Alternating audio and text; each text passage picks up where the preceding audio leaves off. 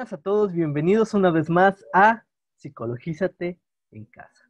El día de hoy tenemos una invitada que realmente estamos de alfombra roja porque es una excelente doctora, la cual ha hecho múltiples aportaciones a nivel mundial y que realmente al momento de decir su nombre, la mayoría de nuestra audiencia la ha de conocer, y si no la conoce, les voy a platicar un poco de lo que ha hecho la doctora Froxán Parga.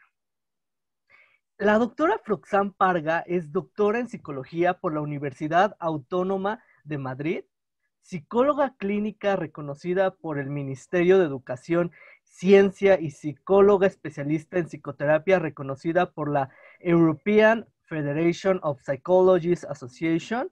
Es profesora titular del área de personalidad, evaluación y tratamientos psicológicos en la Facultad de Psicología de la Universidad Autónoma de Madrid y acreditada como catedrática. Desde su creación en el año 1991 hasta el año 1996, dirigió el área clínica del Servicio de Psicología Aplicada de la misma institución. Asimismo, ha sido directora del programa de doctorado en Ciencia de la Conducta de la Universidad Autónoma de Madrid desde el 2001 hasta su extinción. Desde el año 1997 dirige el Máster de Modificación de Conducta del Instituto Terapéutico de Madrid ITEMA, donde también ejerce como psicólogo clínica. Su carrera investigadora ha abarcado diversas áreas: adicciones, psicología de la salud, violencia doméstica, y en la actualidad se centra en el análisis de la interacción verbal entre terapeuta y cliente durante la terapia psicológica, con el objetivo de identificar los procesos de aprendizajes implicados en el cambio clínico. Actualmente es directora del grupo ACOBEO, Grupo de Investigación para el Análisis de la Conducta Verbal en Contextos Clínicos con Metodología Observacional. Muchísimas gracias, doctora. Es realmente un honor tenerla el día de hoy y le agradezco mucho, como le había comentado, me hizo muy feliz cuando aceptó venir a la entrevista del día de hoy. Un placer, de verdad, Alejandro. Muchas gracias por invitarme. Bueno, doctora, hace unos, su trabajo, como bien menciona, se ha dirigido principalmente a observar estos mecanismos regulatorios de la conducta que surgen a partir de la interacción con el paciente, específicamente en cuestiones de conducta verbal. Incluso, incluso en los últimos meses, usted sacó hasta un libro en el cual, Análisis Funcional de la Conducta Humana, en el cual habla del concepto, de las metodologías, entre otras cosas. Y habla de lo importante que es tomar en cuenta esto al momento de trabajar con un paciente. Análisis funcional de la conducta.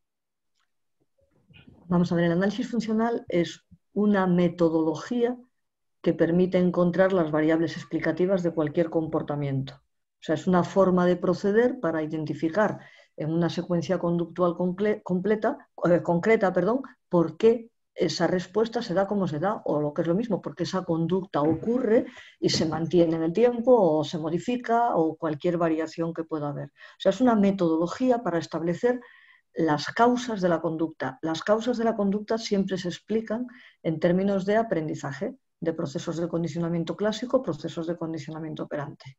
Así que, si queremos extender la definición de análisis funcional, sería la metodología que permite identificar los procesos de condicionamiento clásico y operante que pueden explicar cualquier conducta humana. Ok, y entonces si estamos viendo por qué el individuo está teniendo esas operantes ante un cierto contexto que se está manifestando. ¿Qué es lo mínimo necesario que debe de tener un análisis funcional de la conducta para decir, este es un análisis funcional de la conducta, este no es? Esto es otra cosa que se están inventando. Mira, es una buena pregunta, porque resulta que lo mínimo necesario es lo máximo necesario, coincide. O sea, si un análisis funcional no tiene una secuencia explicada en términos de aprendizaje, no es un análisis funcional. Es decir, tiene que incluir algún tipo de proceso de aprendizaje. Eso es lo mínimo. que la conducta es muy sencilla, que una conducta es una reacción ante algo, pues el análisis funcional es EC-RC o EI-RI, así de sencillo. ¿Qué es una conducta compleja? Ya podemos encontrar secuencias pavlovianas, secuencias operantes, variables, operaciones motivadoras, disposicionales. Entonces vamos llenando de cosas esas secuencias, pero lo mínimo es una secuencia aprendida. Aprendida o innata, como es un EI-RI, pero algo que tenga relación con un proceso de aprendizaje. Es decir, una descripción que sea, pues fulanito hace esto porque antes ocurrió esto y después ocurre lo otro, y estas son las consecuencias de su conducta, eso no es decir nada. Y eso es, lamentablemente, la literatura en psicología está poblada de ese tipo de análisis. Análisis que organizan temporalmente una serie de elementos, pero no los explican funcionalmente. Entonces, lo mínimo, una secuencia de aprendizaje, lo mínimo. Y me llama mucho la atención lo que comenta, doctora, porque es muy común, bueno, mínimo en mi país, en la parte clínica, que vemos personas aplicando EORC o mapa de patogénesis, pensando que es análisis funcional de la conducta y que justamente nada más ordenan temporalmente ciertas, pues, por ejemplo, los estímulos, ponen variables organísmicas, ponen las operantes dependiendo de la función que están teniendo y las consecuencias que están reforzando, pero lo ponen de una manera nada más temporal, no analizan estos aspectos que son importantes, ¿no? Que son los mecanismos regulatorios de la conducta o estos procesos de aprendizaje. ¿Cuál es la importancia? ¿Cuál es la importancia de hacer un análisis funcional de la conducta? ¿En qué puede aportar esto en el proceso psicoterapéutico, en el proceso de atención de pacientes? Para los que nos... Sí, vamos a ver, es que la respuesta también es muy clara, es que lo aporta todo. O sea, vamos a ver, uno tiene que ser coherente con un modelo explicativo. Entiéndeme, o sea, yo considero que la psicología es una ciencia. Vamos a ver, ojo, primero voy a hacer un paréntesis de esos míos. Mis estudiantes saben que yo cuando voy hablando hago paréntesis porque se me ocurren cosas que tengo que aclarar lo que digo. Voy a hacer un paréntesis. Todo esto del análisis funcional no es nada personal, no es un hallazgo mío, no. Vamos, o sea, yo me he limitado a escribir un libro que recoge el conocimiento existente sobre análisis funcional. O sea, no me van a dar el Nobel por ello. Yo no hago ninguna aportación, ¿eh? Ojo, yo recojo el conocimiento que hay.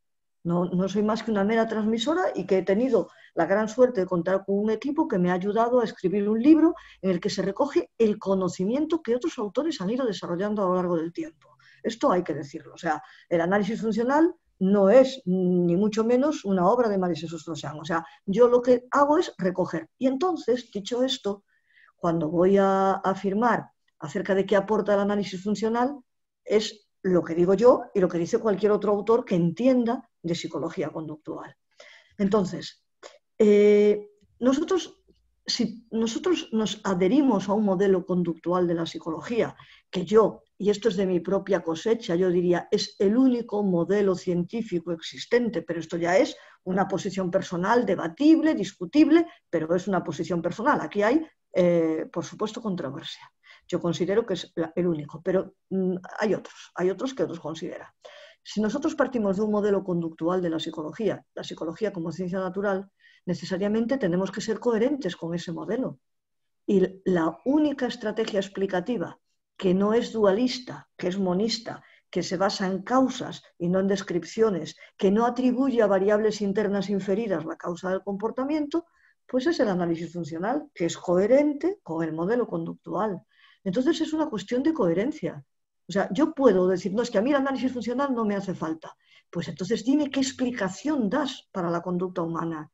¿Es una explicación en términos de procesos neuroquímicos?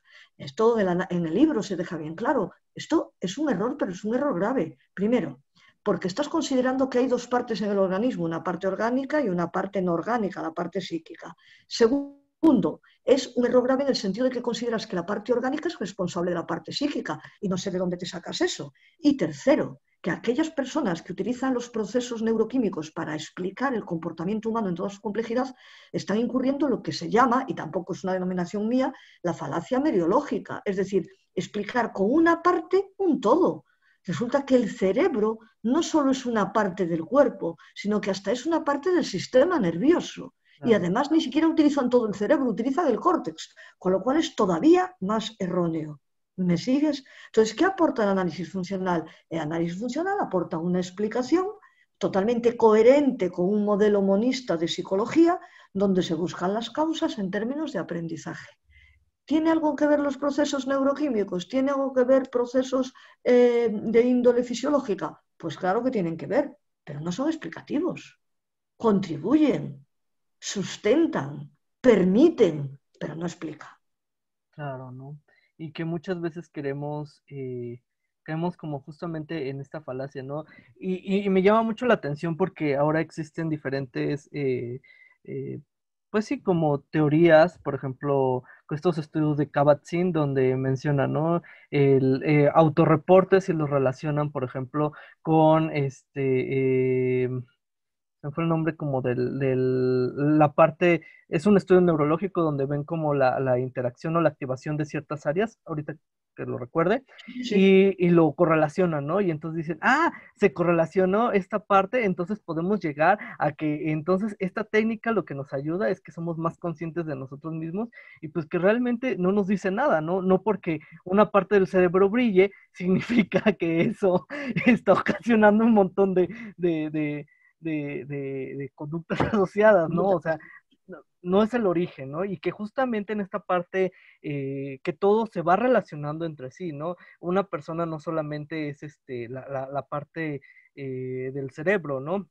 Usted bien lo mencionaba, del sistema nervioso central, incluso hemos visto que tenemos, por ejemplo, parte del sistema nervioso central en el estómago y, por ejemplo, y eso que va modificando también nuestra interacción, cómo se está manifestando, por ejemplo, en nuestras conexiones. Pero el entender todo y el entender cómo modifica, por ejemplo, ciertas variables moderadoras y mediadoras en la conducta del individuo ante la presencia de ciertos estímulos, eso nos ayuda también para delimitar. Y no es sorpresa que cuando nosotros nos enfrentamos con un paciente y detectamos estos principios básicos o estos mecanismos regulatorios de la conducta, el paciente en unas pocas sesiones, en meses, sin un tratamiento de 9 años, sin un tratamiento que dura para toda la vida, pueda volver a su calidad de vida, entendiéndose como sin estas afecciones, ¿no? Porque también hablar de calidad de vida es todo y nada, ¿no? A la vez. Me gustaría preguntarle, ahorita con toda esta parte de que ahorita están generándose múltiples áreas de la psicología, desgraciadamente, que no tienen una fuerza epistemológica la más adecuada, ¿dónde uno se podría formar para aprender análisis funcional de la conducta de una manera adecuada? Porque como lo mencionaba hace unos momentos, todos dicen que hacen análisis funcional de la conducta, pero realmente cuando analizan lo que están haciendo, dejan mucho que desear. ¿Dónde usted recomendaría para este análisis? Pues mira, la verdad es que es una de las preguntas que me haces, yo creo que esta es la más complicada de contestar, en serio. Desde luego en las universidades hay a lo mejor determinados departamentos o determinadas personas que trabajan en análisis conductual y por tanto ahí podría ser. Yo no conozco todas las universidades del mundo, entonces sé que en algunas se enseña un buen análisis funcional. Hay algún máster o centros de análisis experimental que luego se pasan al análisis aplicado y también hacen cursos de análisis funcional. Y ahora, fíjate, curiosamente, yo también eso siempre lo acabo diciendo porque soy una persona que yo no desconozco las redes sociales, pero sin embargo veo que hay una enorme cantidad de personas que están haciendo cosas realmente interesantes para difundir el análisis funcional. Y yo nunca pensé que me iba a ver en esta tesitura de recomendar, oiga, que hay muchísimas páginas, hay muchísimas blogs, hay muchísimos canales que es donde se enseña de verdad análisis funcional. Pues es que a lo mejor resulta que hay que buscar el conocimiento en en todo lo que es paralelo a la institución, en lo que es no institucional, porque la institución como tal, las universidades, no es el mejor sitio para estudiar análisis funcional, lamentablemente. O sea, la universidad tendría que ser la cuna del conocimiento y, curiosamente, ahora el conocimiento más científico en psicología, estoy hablando que es de lo único que conozco un poco, se está dando fuera de las universidades. Entonces hay una cantidad de blogs, una cantidad de canales, de páginas que se esfuerzan en ofrecer lecturas, debates, discusiones, pues yo creo que es donde uno se puede formar. Y luego hay centros, desde centros privados a centros de investigación, pues que ofrecen cursos online, ofrecen prácticas, leyendo, por supuesto. Yo creo que la lectura siempre es uno de los recursos que está ahí, omnipresente, que no te hace falta a nadie más que tú mismo y un buen texto para empezar a trabajar sobre ello. Eso sería lo que yo recomiendo.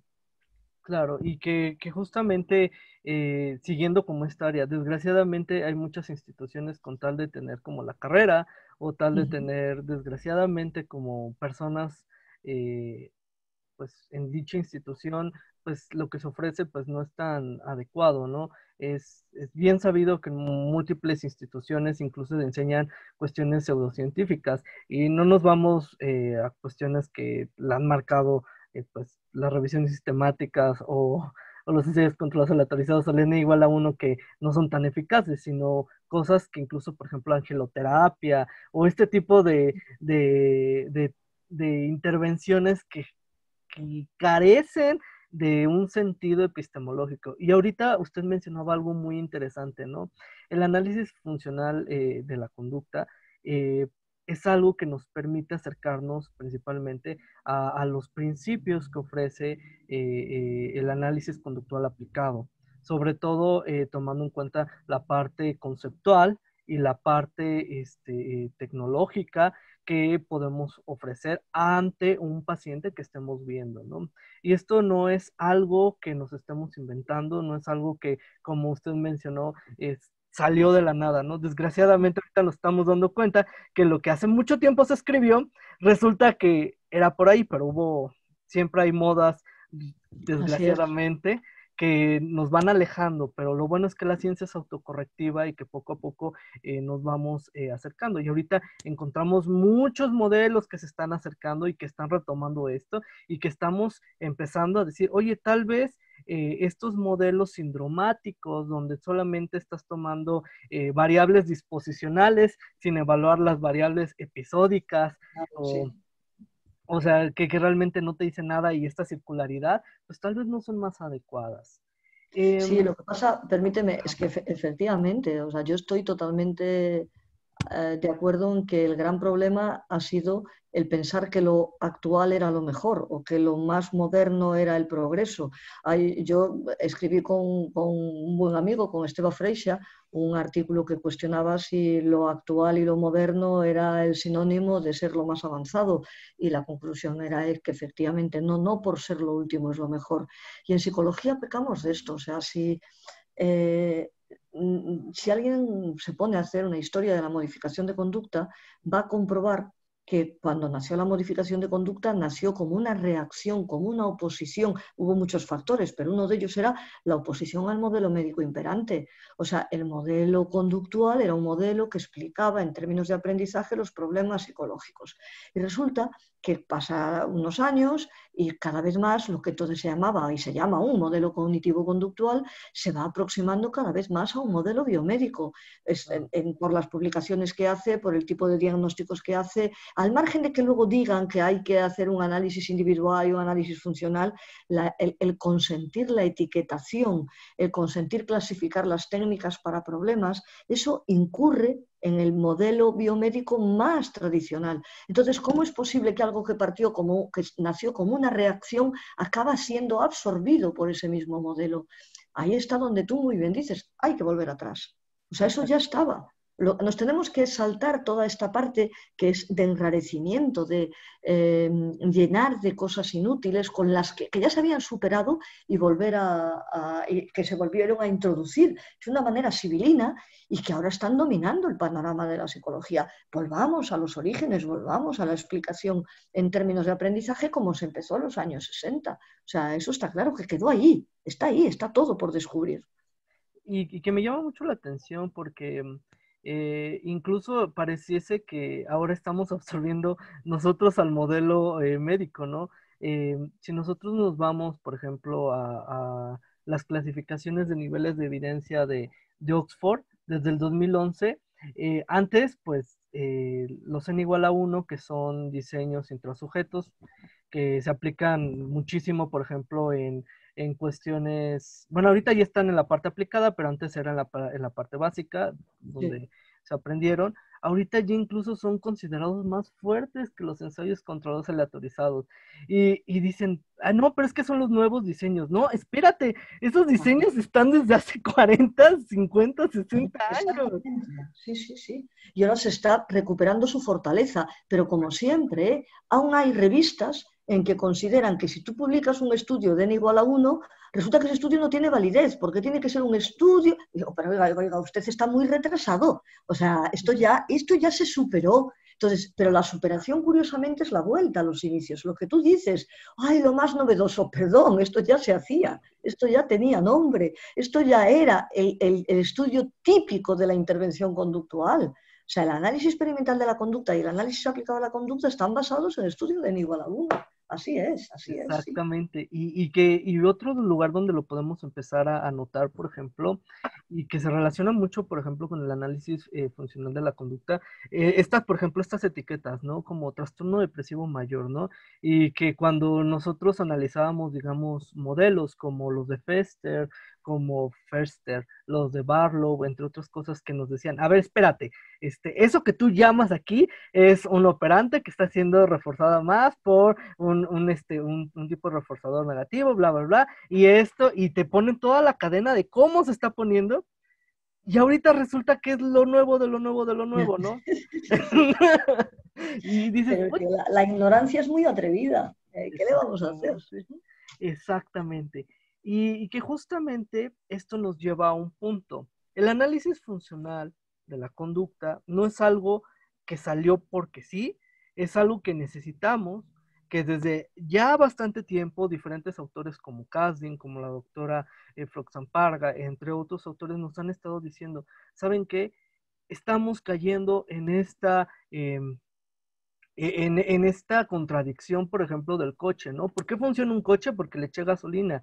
Y nos estamos volviendo técnicos en aplicar, ay, pues échale una desensibilización sistemática, a ver qué pasa, ¿no? Échale, sí, sí, sí, sí, échale esto, ¿no? Pero realmente no estamos comprendiendo y no estamos haciendo este papel que es importantísimo como psicólogos, porque nosotros, bueno, los que estamos formados como psicólogos, tenemos que tomar en cuenta estos principios y saber modificarlos, porque si no, cualquier otra persona le puede enseñar las mismas técnicas y se va a volver un técnico, ¿no? Y esto nos diferencia entre lo que somos como técnicos y lo que somos como profesionistas. Y desgraciadamente hay muchos, muchos, muchos técnicos, que algunos llegan a técnicos, pero volvemos a lo mismo, no se aplican las técnicas porque sí, tienen un porqué. Sí, sí, sí, no, es tal cual, o sea, es la diferencia entre saber por qué funciona y saber aplicarlo. O sea, y claro, la obligación del psicólogo es saber por qué, no solo saber cómo, porque saber cómo lo puede hacer cualquiera, el saber qué hay que hacer. O sea, no necesita nada más, pero el saber por qué, esa es una exigencia de un psicólogo, ya sea en el ámbito profesional o en cualquier otro ámbito, está claro. Estoy totalmente de acuerdo, sí. Bueno, doctora, quisiera preguntarle, nosotros lo que hacemos es que cuando viene un experto, le preguntamos qué recomendación le daría para aquellos eh, eh, personas que apenas están saliendo de la carrera, que no saben qué van a hacer con su vida en cuestiones de psicología. ¿Qué consejo les podría dar a usted? Vamos a ver, la carrera es muy amplia, no todo tiene que ser psicología clínica, se pueden dedicar a muchísimas cosas. Lo que yo conozco es el ámbito de la clínica, que es mi ámbito aplicado, digamos. Entonces, yo pienso que en las facultades, no solo en las mexicanas ni en las españolas, en general, no se aprende todo lo que hay que aprender. O sea, yo creo que se da una perspectiva más o menos generalista que te puede hacer una idea de hacia dónde quieres tirar. Entonces, yo lo que le recomiendo a cualquier persona que sale recién egresado es que se forme, que estudie, pero ya te digo, o sea, que estudie de una manera reglada, con másteres o con doctorados, o si no, que estudie, que ahora los recursos de aprendizaje están al alcance de cualquiera. Es decir, hay publicaciones, hay páginas, hay de todo. Yo creo que la formación es fundamental. O sea, que no, tú lo decías al principio, antes de empezar la charla, decías que uno no puede lanzarse al mundo laboral así como así, que hay que ser un poco responsable. No sé si utilizabas estos mismos términos, pero yo entendí eso. O sea, hay que saber un poco más de lo que sales cuando recién te licencias. Entonces, yo a un psicólogo inexperto que empieza ahora, le digo que no tenga prisa, que es normal que no lo sepa todo, que lea muchísimo, de verdad, que lea, o sea, que lea incluso que lea un orden temporal, que no tiene por qué ir, o sea, por qué tener una guía de lectura que empiece los clásicos dentro del análisis de la conducta, no, los teóricos iniciales, que empiece a formarse y de repente el mundo del análisis conductual se va haciendo claro, porque afortunadamente yo creo que una de las mayores virtudes que tiene la psicología conductual es la claridad teórica de sus puntos de partida y las grandes pilares fundamentados experimentalmente que no se tambalean fácilmente, que dejan cosas sin explicar y que hay que seguir explicando, pero hay una solidez tan grande, o sea, hay tan poca controversia como, yo qué sé, como decir que la Tierra gira alrededor del Sol, o sea, que ya nadie discute eso. Pues la ley del efecto, las leyes del aprendizaje asociativo no se discuten. Entonces, puede que no las conozcas o puede que no resuelvan todos y cada uno de los problemas personales que puedes encontrarte en la clínica, pero estudia esos fundamentos. Y si tienes claros esos fundamentos, y estúdialos en cursos, en charlas, en formación, en lecturas, si lo tienes claro te darás cuenta que tienes un panorama muchísimo más riguroso de lo que en la facultad te quisieron explicar. Claro. Que existe una psicología sólida más allá de todas las cosas, controversias y problemas y dimes y diretes entre distintos modelos. Existe esta psicología y eso es tranquilizador. ¿Que no lo explica todo? Por supuesto que no lo explica todo, pero también tampoco la química estudia todo. No estamos luchando ahí con la dichosa vacuna del coronavirus, pero no por ello, como le decía esta mañana o el viernes, ya no me acuerdo, los estudiantes, nos vamos a poner a invocar a los dioses para que nos digan cómo se trata el coronavirus. Seguimos investigando en laboratorio. Pues esto es igual. O sea, en psicología hay muchas cosas que aún no se explican, pero no tenemos por qué cambiar de modelo. O sea, el modelo que tenemos, afortunadamente, tiene una solidez tan potente que permite estas grietas, permite estas fisuras, permite estas dudas. Vamos a conocerlo a fondo. Y lo digo yo desde un gran desconocimiento que tengo de muchísimas cosas. O sea, es un conocimiento infinito. No se para de aprender. Y eso es apasionante. O sea, es estupendo. Entonces, a eso le digo a un psicólogo que sale de la carrera, que considere que está en el punto de salida de su aprendizaje, no en la meta. Está en la meta en cuanto a tener un título. Y ahora a aprender de verdad y a disfrutar con el aprendizaje. Eso es mi recomendación. Y que tiene un punto bastante interesante, ¿no? Esta parte de la falacia del hombre de paja, ¿no? O sea, hay cosas que ya ni siquiera nos estamos peleando, por eso cuando, ahorita que usted me lo menciona, ¿no? No que el análisis, por ejemplo, en análisis conductual aplicado no sirve, ¿no? O por ejemplo, el condicionamiento operante no sirve, ¿no? El condicionamiento subverbal. A ver, eso ya ni siquiera nos lo estamos preguntando, ¿no? Mejor hay que aprenderlo, hay que fortalecerlo, hay que nutrirnos sin caer en estos sesgos y que también, como lo menciona, ¿no? Tiene fallas. Por ejemplo, ahorita en el modelo unificado de Barlow, está, a pesar de que está unificado, la evidencia dice, oye, sí, está bastante bien, solamente que metodológicamente algunos estudios que tú me estás presentando de este modelo y tus conceptualizaciones tienen una baja calidad de metodología. Pero a Barlow no le importó, dije, Barlow, bueno, sí, está bien eso, pero vamos a hacer estudios con mayor fortaleza metodológica y a seguir, ¿no? Porque, o sea, no es desechar y esto ya no sirve, es agarrarlo, comprenderlo y a partir de ahí usarlo. Estoy totalmente de acuerdo. Doctora, la verdad, le agradezco mucho que me haya permitido un poco de su tiempo. Sé que usted es una persona muy ocupada. La verdad, eh, me siento muy honrado por tenerle el día de hoy. Incluso Muchas siento que gracias. hasta me vi un poco inhibido como esta parte que siempre hablo más, pero, pero le agradezco mucho. Pues Y no, muchas gracias de verdad, Alejandro. Para mí es un honor, en serio. Me parece maravilloso toda esta labor que se está haciendo. Así que encantada de que me hayas invitado y espero haber contribuido a algo, desde luego. claro que sí, doctora. Ya después le estaré buscando para que nos explique al respecto de sus investigaciones sobre el condicionamiento verbal y todo lo que ha hecho, por ejemplo, pero ya más específico. Pero para mí era muy importante. Y sobre todo, si quieren ustedes aprender algo que mencionó la doctora, ahorita la doctora coordinando y además trabajando en algunos capítulos, desarrolló un libro. Bueno, no sé si usted lo quiera presentar o yo lo presento para el del Tú, libro que tú, ahorita. tú, tú, tú.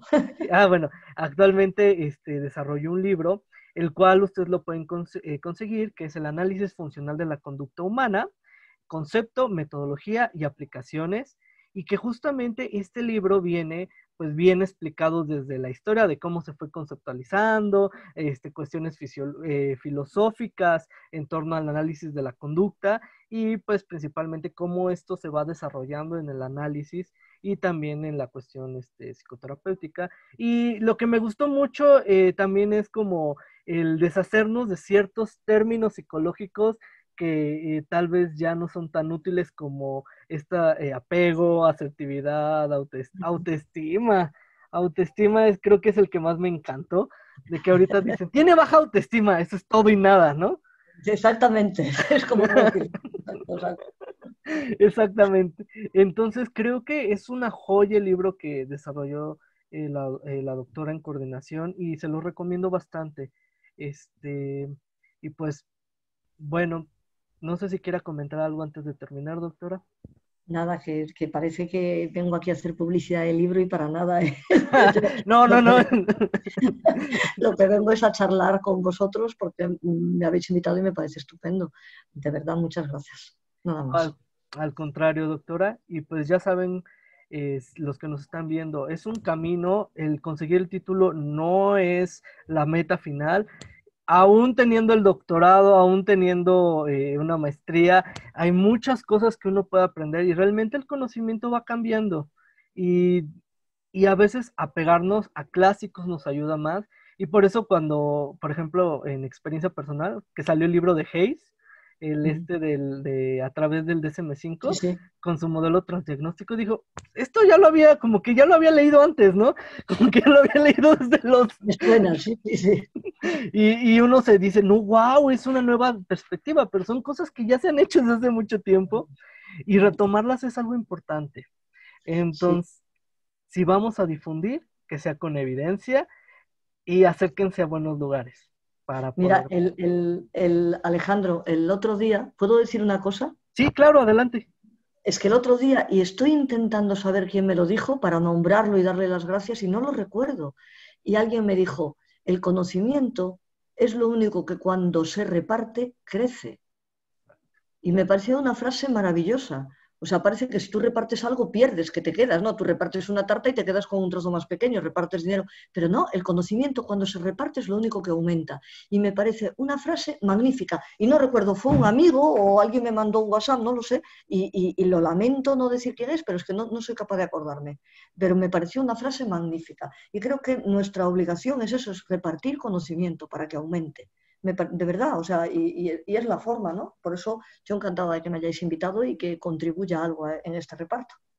Al contrario, doctora, y muchas gracias. Ya le estaré buscando. Juro que voy a tener eh, mejores técnicas para controlar la emoción. Estoy jugando, pero espero en futuras ocasiones poderle invitar para que nos pueda hablar también específicamente de lo que está trabajando, porque usted tiene una amplia experiencia y creo que puede explicarnos y resolvernos también algunas dudas que a veces genera. Y cómo quisiera tener al autor principal para saber si le estoy entendiendo de acuerdo a Pues, como dice. pues estupendo, cuando quieras, ¿vale? Bueno, Este, pues nos vemos hasta la siguiente. Saludos. Muchas gracias. Adiós.